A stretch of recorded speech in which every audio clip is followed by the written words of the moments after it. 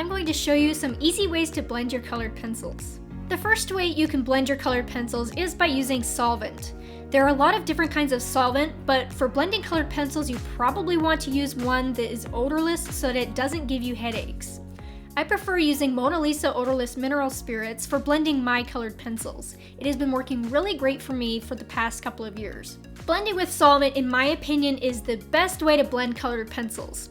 Solvent dissolves the binders of the colored pencil and breaks down the oils, allowing the pigments to get absorbed into the paper. And this allows you to get a thorough blend into all the crevices of the paper that you are drawing on, which makes it really great for using with more textured paper and makes it possible to get even more layers of colored pencil on your paper than you could without using solvent. It also allows you to get very rich, soft, and smooth color transition blends with your work with a lot less effort involved compared to your typical burnish blending. Now, when it comes to blending with solvent, I've heard lots of other artists tell you that you need to have a lot of layers down before you can blend or your colors won't blend well. And I don't find this to be true.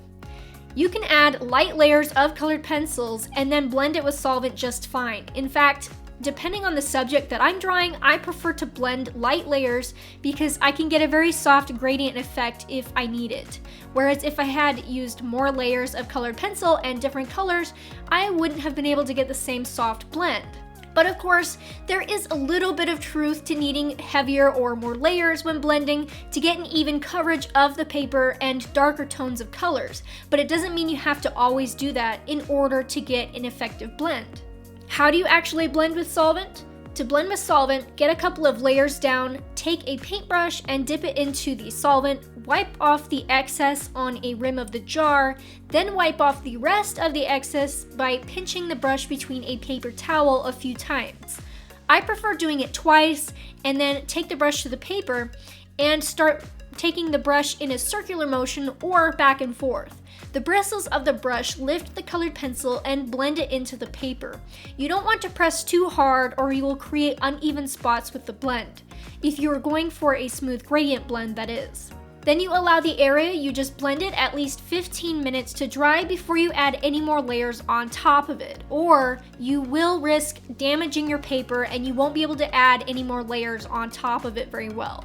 And when you add more layers on top, you can then blend it again and again. Over time though, it will accumulate layers of colored pencil and you need to be careful to not lift off the other layers that are underneath the layer you're trying to blend. Usually after the third medium kind of heavy layer, not super heavy, but I apply and blend to my paper with solvent. Any more layers after that, I have to blend with only lightly touching the paper with the brush or just use burnish blending from that point on. Depending on what kinds of brushes you use to blend with can also impact the effect that you get. Harder brushes will push the colored pencil around more, which will leave you with a more uneven blend. This is useful for creating certain textures with your drawings. I use round gold Taklon paint brushes for this, and I also use some smaller gold Taklon brushes for blending smaller areas so that I don't smooth out anything I wasn't intending to. Softer brushes will give you a much softer blend, which can get you really soft gradients and soft backgrounds that are much better than what you could get with burnish blending, and with much less effort also.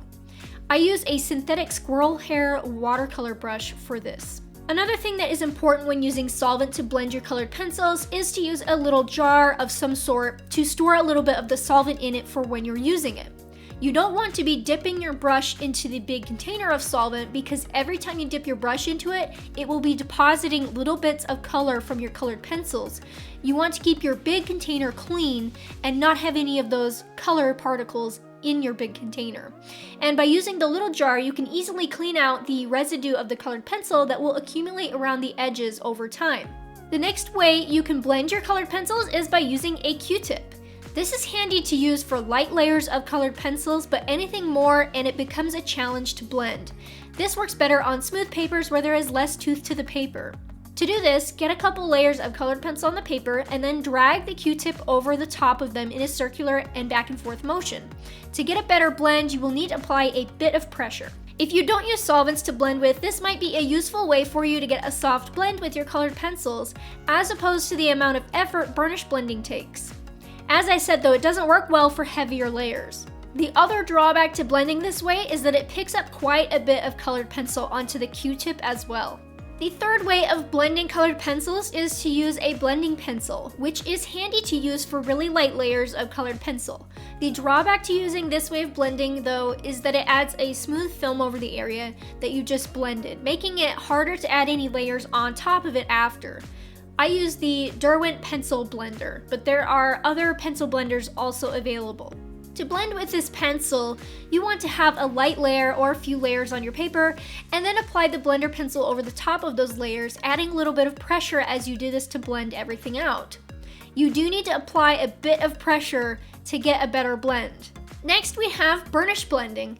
This is the most common way to blend colored pencils, and with a bit of work, you can get really smooth color transitions. The effective way to blend by burnishing is to apply all the layers of the colors you need, and then take a slightly lighter color to apply a final layer over the top. You want to apply a lot of pressure as you apply this final layer in order to blend the colors underneath and the top layer together. You can blend by using a darker color over the top, but you're going to want to apply it very carefully so that you don't get any obvious pencil stroke marks where you don't want them.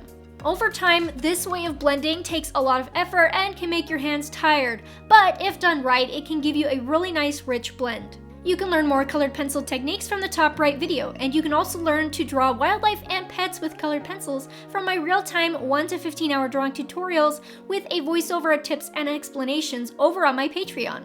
Signing up gives you instant access to a growing library of tutorials, and new ones are added each month. I'll have a link in the video description. Thanks so much for watching. See you next time.